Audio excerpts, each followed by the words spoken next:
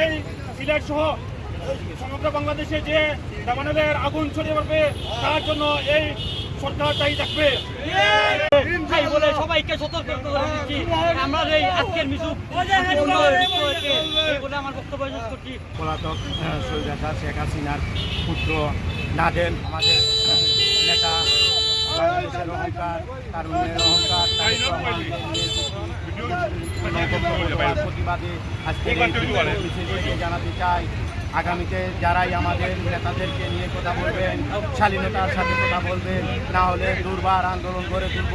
এই সিলেটের মাটির থেকে স্বৈরাচার পালিয়ে গেছে, দূষণদেরকে হুঁশিয়ার করে বলতে চাই এই বাংলার মাটি থেকে আপনাদেরকে বিতাড়িত করে আমরা ছাড়বো।